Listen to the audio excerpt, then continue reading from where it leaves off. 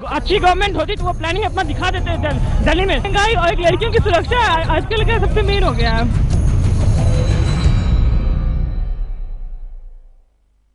नमस्कार, आप देख रहे हैं आज तक, आपके साथ मैं हूं अंजना ओम कश्यप। 2014 के चुनावों के रण में जब हिंदुस्तान का युवा अपने नेताओं से जवाब मांगेगा तो शायद सबसे ऊंची आवाज बनारस में बीएचयू से आएगी या नहीं? ये आवाज इसलिए ऊंची आएगी क्योंकि इस देश के नेताओं ने, दिग्गजों ने राजनीतिक तीर्थ स्थल तो बनारस को बना लिया है, लेकिन बनारस के लिए क्या बदल जाएगा इसके बाद, वो अपने सपनों की ताबीर मांगेगा और पूछेगा कि हसरतों में उसकी हिस्सेदारी कितनी बड़ी होगी। बीएचयू में हम मौजूद हैं, युवा यहाँ पर, लड़कियां, तमाम लोग मौजूद हैं। इनसे बातचीत करेंगे कि इनकी हसरतें क्या है और इनकी उम्मीदें क्या है। मैं जरा पीछे पहले यहाँ से शुरुआत करना चाहती हूँ। यहाँ पर अगर इनके पीछे बैठ जाओ, सवाल जवाब का सिलसिला शुरू करते हैं कि क्या हासिल होगा, क्या लगता है लोगों को, किसके लिए वोट करेंगे आप लोग, आपका मत क्या है? क्या आपको लगता है नरेंद्र मोदी बनाम केजरीवाल या कोई भी कांग्रेस पार्टी से हो, क्या हासिल होगा बनारस को? हम ज्यादा नहीं कुछ कहेंगे, केवल कहेंगे हर हर मोदी, घर घर मोदी। बनारस किस रंग में, उधर भी तालियां लगातार बन रही है, वो हिस्सा भी दिखना चाहिए। आराम से सबकी बात होगी, सबसे बातचीत करेंगे। आपको क्या लगता है, विकास, हिंदुत्व, जाति, धर्म, क्या महत्वपूर्ण है आपके लिए? विकास ज्यादा महत्वपूर्ण है। उन लोगों को 10 साल दिया गया है, अब एक बार मोदी को भी देना चाहिए कैसा विकास करते हैं। गुजरात में जैसा विकास मॉडल उन्होंने प्रस्तुत किया है वैसा देश में चला पाते। मोदी का मतलब क्या है आपके लिए? विकास। चलिए ठीक है, ये इधर से भी आवाज आ रही है, उधर भी मैं आऊंगी। मोदी का मतलब क्या है आपके लिए? मोदी का मतलब मेरा है यहाँ की विकास हो युवाओं का, और हम विकास के, युवाओं के विकास के लिए यहाँ पे वोट करेंगे मोदी को। लेकिन कभी सोचा आप लोगों ने, आप भी खूब नारे लगा रहे थे कि अगर दो सीटों से लड़ रहे हैं, पता है ना आप लोगों को, वो वडोदरा से भी लड़ रहे हैं, अगर बनारस को रुसवा, हाँ डर की बात किसी ने की, आऊंगी आपके पास, अगर बनारस को रुसवा कर दिया जीतने के बाद, तब मैम हम मोदी को इसलिए चुन रहे हैं कि भारत में बेरोजगारी और गरीबी बहुत ज्यादा है। वो औद्योगिक क्षेत्र को इतना ज्यादा बढ़ावा दे रहे हैं। गुजरात में आप देख लीजिए विकास मॉडल गुजरात का, वहाँ के औद्योगिक क्षेत्र बहुत प्रबल है। यहाँ तो एक औद्योगिक क्षेत्र लगाने के लिए तमाम नाटक करने पड़ते हैं, तब जाकर कहीं लगता है, वो भी नहीं लगता है कि विकास और उद्योग पर वो महत्वपूर्ण अपना कम से कम एक कोशिश उनकी तरफ से होगी। इस हिस्से में पहुंचते हैं। आपने कहा 2 सीटों से इसलिए लड़ रहे हैं क्योंकि डर है, क्या डरते हैं, किस बात से डरते हैं मोदी? जी, अगर पूरे देश में, इसमें सभी लोग जानते हैं मोदी की लहर है। अगर मोदी की लहर है, अब उनको विश्वास है कि बनारस से जीत जाएंगे, जैसा कि सभी लोग कह रहे हैं मोदी जीतेंगे, तो 2 जगह से लड़ने का कोई मतलब नहीं बनता है। जरूरत नहीं रहती ना, दो जगहों से लड़ना गलत है ना, फिर बनारस पर भरोसा करना चाहिए था। यहाँ पे मुख्तार अंसारी, सारे जैसे पिछले चुनाव में भी मुरली मनोहर जोशी के खिलाफ सारे मुसलमान, उनको हराने के लिए सारे मुसलमान एक और हो गए, मुख्तार अंसारी को हो गए, और मुरली मनोहर जोशी इतने बड़े लीडर होने के बाद भी सिर्फ 15,000 वोटों से जीते। इस बार भी समीकरण वैसा ही बन रहे, मुख्तार अंसारी भी यहाँ से लड़ रहे हैं और सारे मुसलमान मोदी को हराने के लिए वोट बीजेपी के खिलाफ। ध्रुवीकरण होगा। लड़कियां यहाँ पर कुछ मौजूद है, इनसे पहले लेते हैं। आपको क्या लगता है, किसकी तरफ है आप और क्यों? मोदी की तरफ हूँ और मुझे लगता है कि हर घर फिर से, एक सेकंड, शुरू से फिर से बोलिए। मैं मोदी की तरफ से हूँ, मुझे लगता है कि वो आएंगे तो हमारे देश के विकास के लिए कुछ करेंगे, हमारे बनारस का विकास करेंगे। हमारे बनारस की कंडीशन अभी बहुत खराब है, उनके आने से हो सकता है कि हमारे बनारस की स्थिति, कंडीशन सुधर जाए, यहाँ की सड़कें सुधर जाए, यहाँ की लड़कियां, लेडीज सेफ हो जाए, पूरे देश की लेडीज सेफ हो जाए। लेडीज सेफ नहीं है आज भी, तो हम ये चाहते हैं, हम उनसे यही उम्मीद करते हैं कि वो आएंगे तो हमारे देश का विकास, लेडीज की सुरक्षा, शिक्षा, सब पे योगदान देंगे। ठीक है, चलिए, आप कुछ बोलना चाह रहे हैं? विकास का मतलब क्या है? विकास का मतलब क्या है? ये जो बनारस का विकास हो जाए बोलते हैं आप लोग, विकास क्या है? अगर 2014 लोकसभा चुनाव की बात की जाए तो माननीय नरेंद्र मोदी जी सबसे बड़े विकास पुरुष के रूप में उभरे इस लोकसभा चुनाव में। तो माननीय नरेंद्र मोदी जी के संसदीय चुनाव क्षेत्र यहाँ से लड़ने से अब हमें विश्वास जगा है कि काशी जो है अब हिंदुत्व की सबसे बड़ी नगरी मानी जाती है। यही पहुँचना चाह रही थी मैं, यही पहुँचना चाह रही थी। हिंदुत्व की वजह से जीतेंगे वो?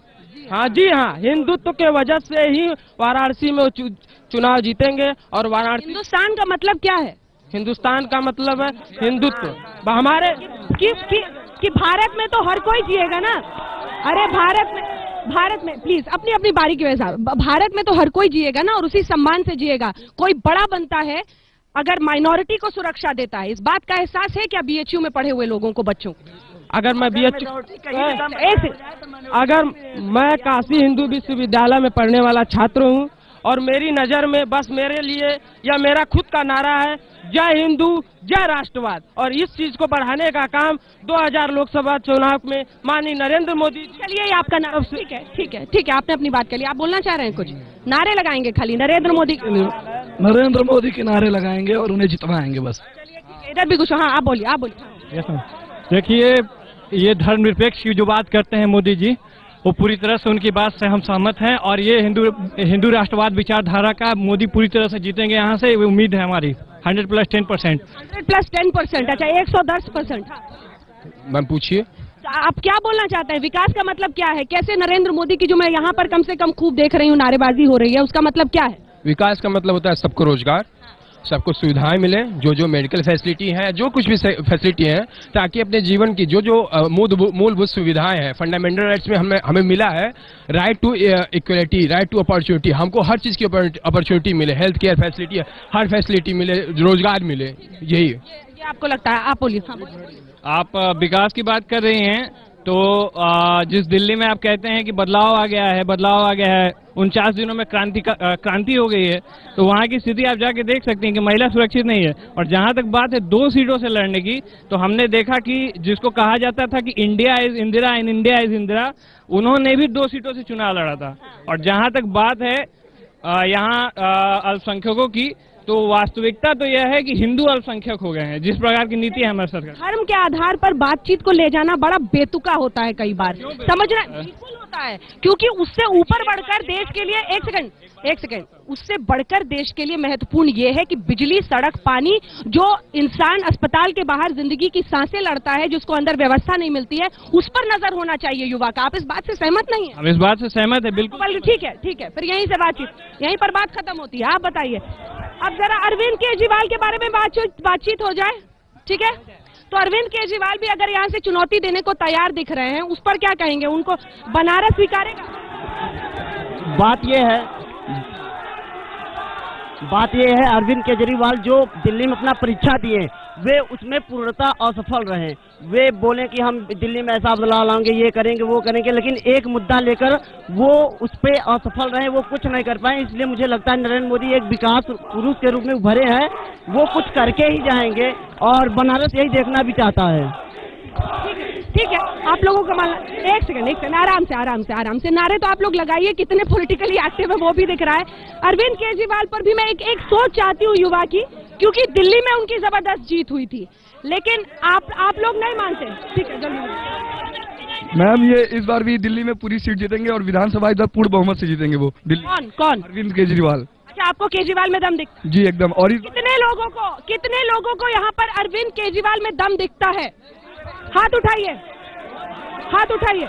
चारों तरफ दिखाते हैं, चारों तरफ, लगभग बहुत कम संख्या में, लेकिन एक सेकंड। वो खाली जितने वादे करते हैं सब झूठे करते हैं। वो जितने अभी तक उन्होंने वादे किए सब उन्होंने झूठा किया। खुद उस बात से वो लोग पहले कुछ और बोलते हैं, फिर कुछ और कहते हैं, उसके बाद अपनी बातें पलट जाते हैं। केजरीवाल पर विश्वास कैसे करने जो अपनी बातों पूरी नहीं कर पा रहे हैं, उनको सत्ता मिली, वो भाग खड़े हो रहे हैं। ठीक है, यहाँ पर एक बार फिर से यहाँ पर जरा जगह दीजिए। आप कुछ बोलना चाह रहे थे? नरेंद्र मोदी बनाम केजरीवाल, एक सेकंड आ रही हूँ आपके पास। नरेंद्र मोदी बनाम केजरीवाल अगर लड़ाई होती है, बनारस का युवा किधर? केजरीवाल मोदी के तरफ है, केजरीवाल कुछ नहीं है। केजरीवाल बोल गया? नहीं, केजरीवाल कुछ नहीं है। उन्होंने अपना जो वादा किया था कि हम गठबंधन नहीं करेंगे, वो कांग्रेस के साथ गठबंधन कर चुके हैं, और 20 दिन भी उनकी सरकार नहीं चली है।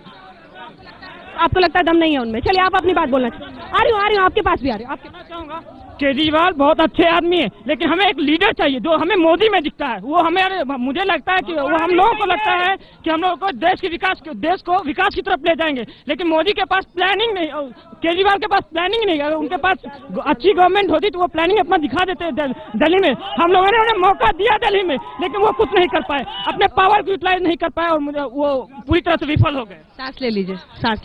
आप कुछ कह रहे थे? बस यही भगोड़ा नहीं चाहिए। अगर दम था तो 49 दिन के बजाय 5 साल क्यों नहीं लिया? कुछ और लोगों की आपकी बात हो गई। विकास बनाम धर्म, हिंदुत्व, कहाँ खड़ा है युवा बनारस BHU का? बनारस में हिंदुत्व का बहुत पहले से गढ़ रहा है, यहाँ के लोग हिंदू हैं। आप कहाँ खड़े हैं? हम काशी हिंदू विश्वविद्यालय में हैं, मोदी जी के साथ है।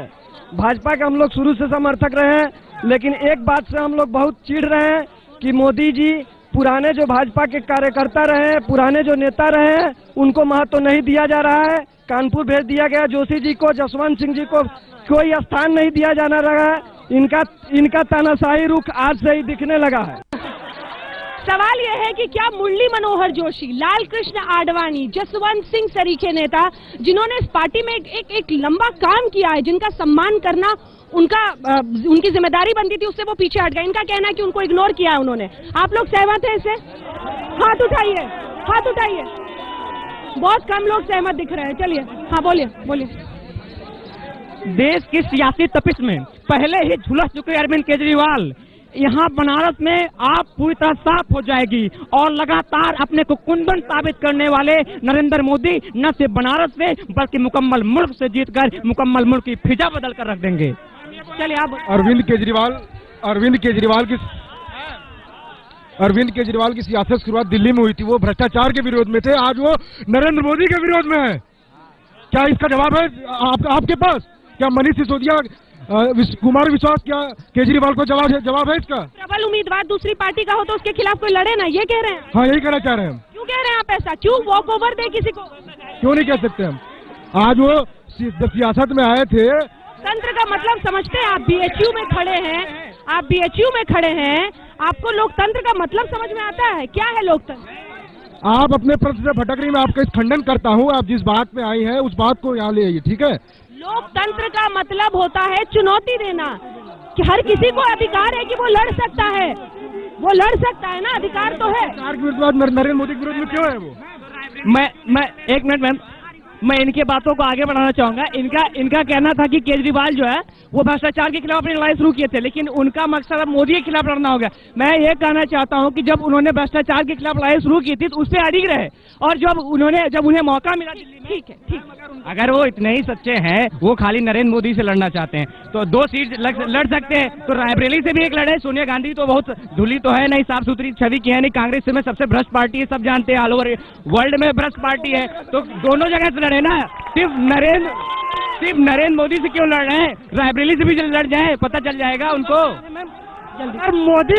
अगर मोदी को इतना विश्वास है कि हम बनारस से जीते तो वो कहीं नहीं रायबरेली से लड़ रहे हैं सोनिया के खिलाफ, राहुल गांधी के खिलाफ कहीं नहीं लड़ रहे। जवाब है किसी के पास? इसका जवाब देना चाहेंगे? वो कह रहे हैं कि नरेंद्र मोदी क्यों नहीं रायबरेली अमेठी से लड़ते हैं?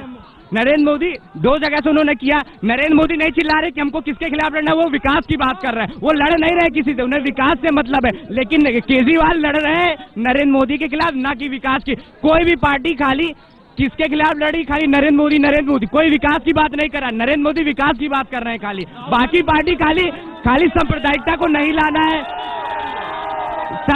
सांप्रदायिकता को नहीं लाना है बात कर रहे हैं, लेकिन विकास की बात कोई नहीं। खाली नरेंद्र मोदी को नहीं लाना है, लड़के दिखाए। राहुल गांधी को में हिम्मत है तो नरेंद्र मोदी के अगेंस्ट लड़ करके दिखाए वाराणसी सीट से।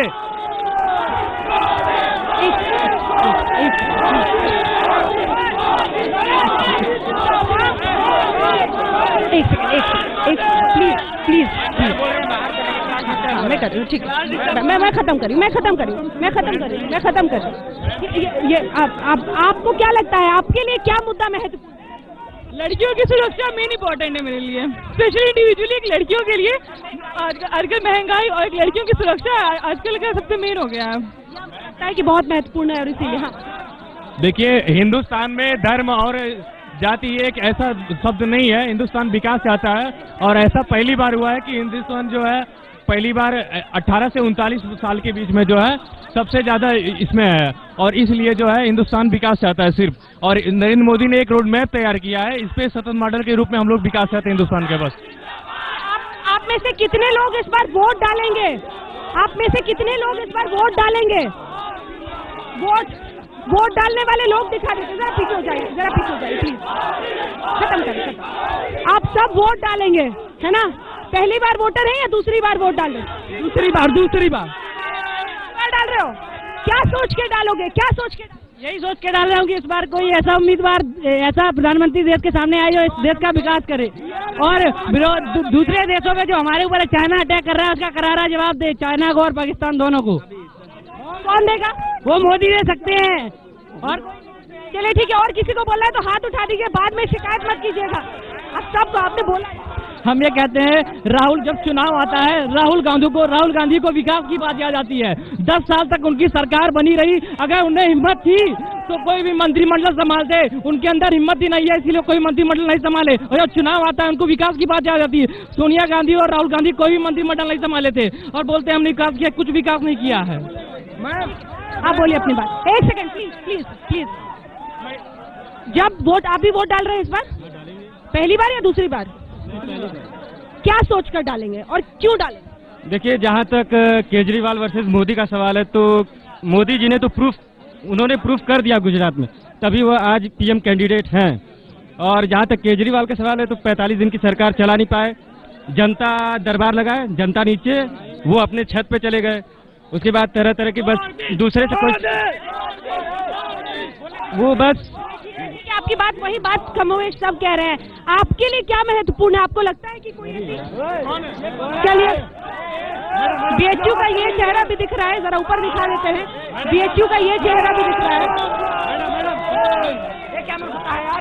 चलिए ठीक है, अब वक्त हमें इतनी की इजाजत देता है। बड़े बेकाबू हो रहे हैं आप ही के कॉलेज के कुछ छात्र, इसे बहस शांत करते हैं, इसी के साथ इस बहस शांत करते हैं। बीएचयू के युवा से हम बात कर रहे थे, उनसे ये जानने समझने की कोशिश कि उनके लिए महत्वपूर्ण क्या है, विकास या फिर धर्म, राजनीति और उसके जाति।